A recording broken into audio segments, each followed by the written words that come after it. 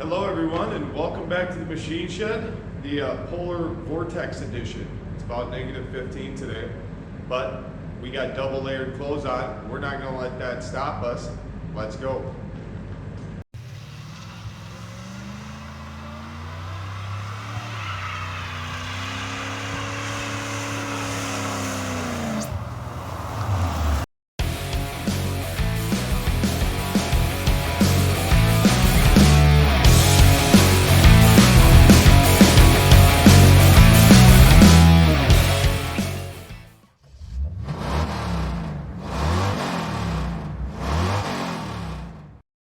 Today I've got an absolute banger of a video for you. We are going to grab our 5.3, test fit it into the Corvette with the transmission on. We have potentially earth-shattering revelations for any C4 Corvette owners. And when we're done test fitting our motor, we're going to pull it back out and we are going to disassemble it for a general inspection. Did we get lucky or did we get taken? Here we go.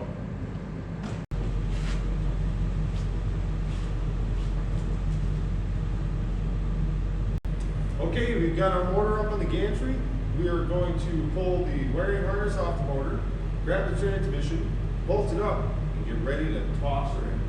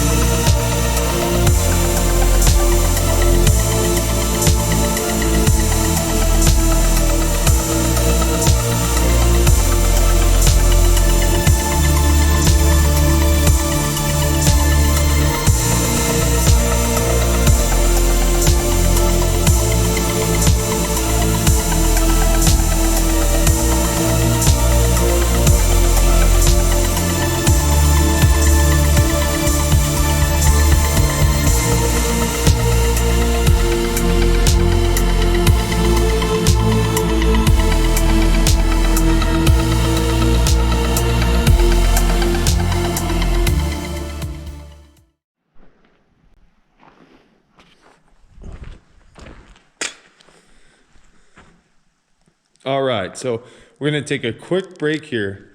I wanted to show you guys the first kind of trick part that I got for the swap.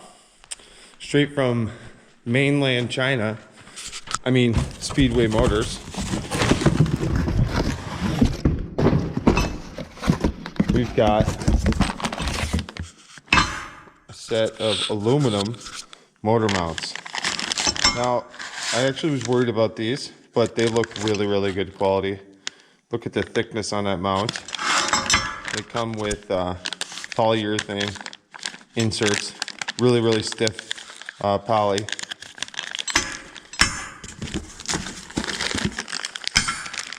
All new fasteners and whatnot. I probably won't use these through bolts. Maybe I will. They look grade 8, but who knows? We'll have to see. And of course, you can see actually, yeah. So it's set like that.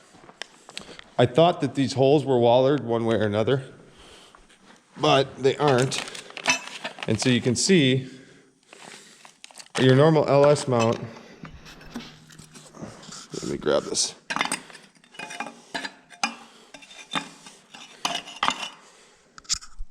So there's your normal LS mount, and that's kind of like in the front center.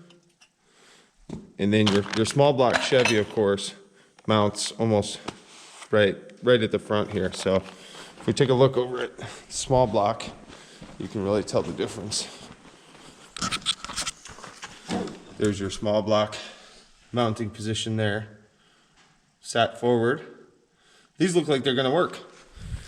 Now, I don't expect a perfect fitment, but I mean, it'd be nice. Worst comes to worst, we will sort of waller out these holes to get whatever distance backward or forward that we need. But hopefully they just bolt right up. That'd be nice. So, and of course, this is not gonna work with factory LS AC because your condenser goes right here normally. So.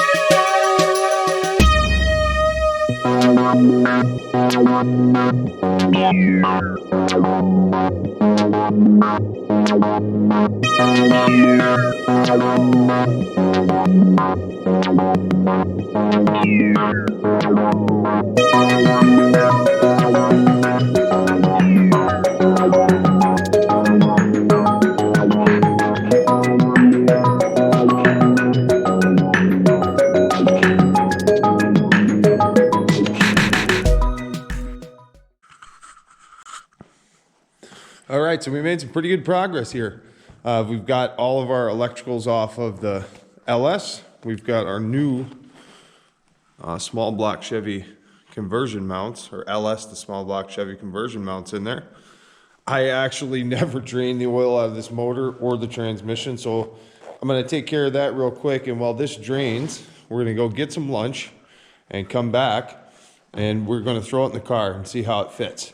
Now the 700R4 actually bolts right up to the LS, no problems, perfect fitment. The only difference is your passenger side, third bolt up. This is not this is not tapped in the block. So, I mean, actually a guy probably could drill and tap that. I'm not really gonna worry about it, honestly. You know, 5 bolts is good as 6 as far as I'm concerned. I also measured the distance from the front of that motor mount to the crank pulley. It's actually a lot shorter than the small block Chevy. And the reason that's important is because the steering rack on the C4, see, she's sitting right there. And now with my small block, my crank pulley literally was maybe that far off of the steering box here. So I think it's going to be actually better. We're going to have more clearance in the front of the motor, which is always a good thing, especially with a car like this. So I'm going to go grab some lunch. When we come back, we are going to test fit this motor. I have a feeling she's going to bolt right in like it was made for it.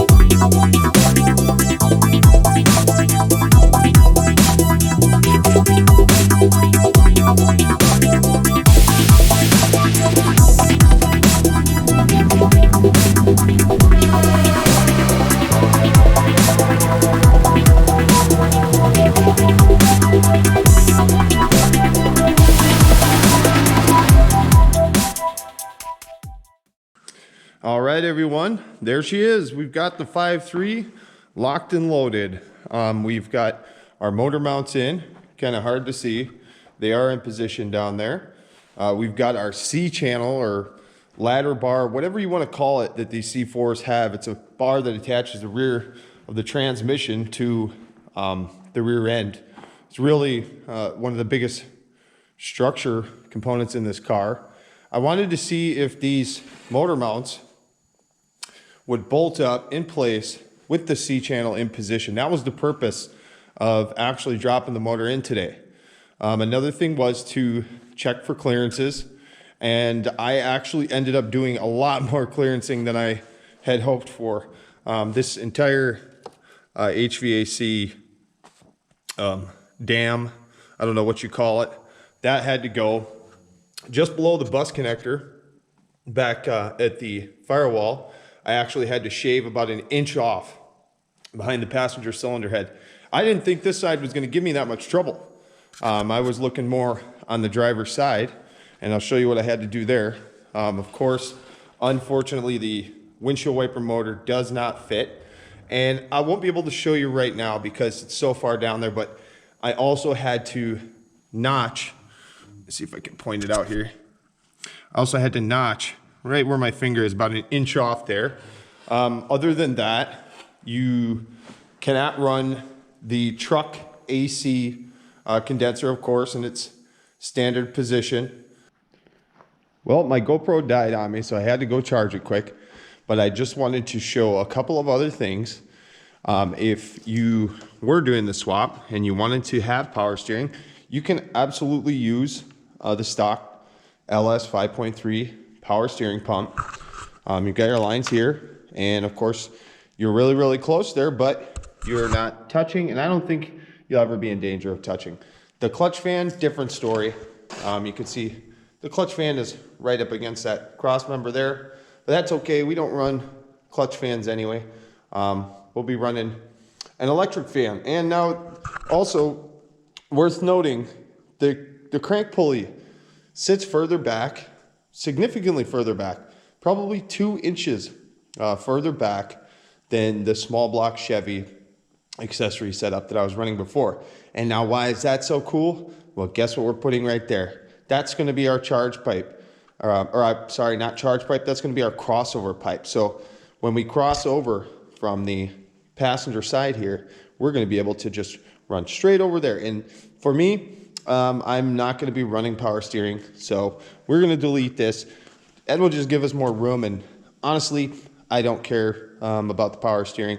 My small block Chevy setup, you can see my power steering rack is already looped, and so I don't run power steering. Doesn't bother me at all. Another thing, really important, I was hoping that this wouldn't be the case, but let's go under the car and take a look at our oil pan there. We've got maybe 2.5 inches of clearance. So standard truck oil pan, not going to work. And that's why you do test fits. You know, this is a test fit, and I pretty much learned everything that I need to know. We've got to figure out our water pipe, you know, but other than that, this is pretty much ready to go. You know, now if you look down here, it is a tight fit, but just like with any Corvette header, it's always a tight fit. And the stock truck headers will absolutely go to an exhaust. If you were running boost or you just want to do a 5-3 swap, you can absolutely use those truck headers. You might have to trim a little more further down on that firewall just to clear that 3-bolt flange. All right, so you remember earlier I said we had potential earth-shattering revelations for C4 Corvette owners. And the reason that I said that is because with the motor mounts that I bought, I thought if these work well and mount up, we're literally $650 in. We've got this 5.3 truck motor for $500. The China Speedway motor mounts, wherever they're from, those were $150, so $650. We took our engine harness off, but this is a cable drive 5.3. You could just as easily have put that harness on there, power up your ECU to a switch 12-volt source and a push button starter. You could fire this thing up and you could go do burnouts right now. I mean, right now, it's ready to go. There's one piece missing, which is the LS to 700R4 flex plate adapter kit. I think that's $150. So you'd be looking at $800, and you're going to be into a much more modern platform. You have so many other choices. You can go with so much higher lift and durations on these motors. They're already roller cam. So it's just really cool. It's really cool. You could, like I said, you could take that clutch fan off, change the oil pan, put the harness on this thing, and you could riff it right now, just how it is, and it would be a blast. And of course, that's not the route I'm going. We want to put a choo-choo on here and make turbo noises. So that's the goal. But, you know, $800, if you're a Corvette purist, I mean, you don't want to hack your car up like this, more power to you. You know, but the C4 Corvette is just, it's one of the worst sports cars probably ever made. It sucks to say that, but, you know, at the time, they had to make these cars how they made them. And it was a stoplight to stoplight thing. It had some torque, but it had no horsepower. And so, you know, in the quest for power, you know, you gotta make decisions. I chose to put a small block in it, and that was a blast. But, you know, if you want to make power these days, it makes sense to go LS. $800, and you've got a 5.3 swapped Ripper. And this will be a great road car too. You know, without a turbo, just a 5.3, it'd be a blast. The intake, of course, does not clear the hood, but you know, any cathedral port, F-body intake, or the Dorman intakes, you have your fast EFI intakes. All those are significantly lower than these, and I'm confident that they would clear the hood, and you would be fine there. You'd be ready to go. So I had planned on getting this mocked up, pulled out of the car today, and disassembled. But this thing actually fought me. I had to work for it today. We did get it mocked up though. So I'm gonna call it a day. You know, making one video out of both of those things I think would be too long to watch one video anyway. So we've got the day off tomorrow. We'll pull it out tomorrow, and we'll disassemble our motor. That's something that I'm really anticipating too, you know, because the casting on the blocks, you know, the blocks say 4.853 on them. The guy I got it from, he sounds really legit. He said 100% this came out of a 5.3 truck. He pulled it himself. It was a running, driving truck that had been rear-ended and completely totaled. So I'm hoping that that's the case, but you know, only time will tell. And next time I see you guys, We'll be into this 5.3. We're gonna see what's going on inside of it, see what do we got, flat top pistons, we got dish pistons. Is it a 5.3? Fingers crossed, I really hope so. If it's a 4.8, I'll cry myself to sleep. Yeah, until next time, thank you guys for watching.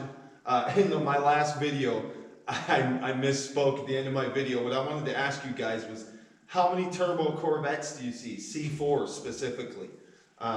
Do you have a C4? If you do have a C4, you want to do a 5.3 swap for 800 bucks? Or do you not want to hack up your firewall? Is it worth that much to you? I'm really, really excited on this. I want to hear from you guys. Drop a like, subscribe, comment. We're going to keep pushing with this thing. I'm going to document every single challenge that happens with this car, how I get things done. We're going to record it all. We're going to have a blast. So, and that way, if anybody wants to do this, you can come back, you can look at some of the challenges that I've faced, or if you have any questions, you can email me at ninosmachineshed@gmail.com. So yeah, till next time, thank you guys for watching.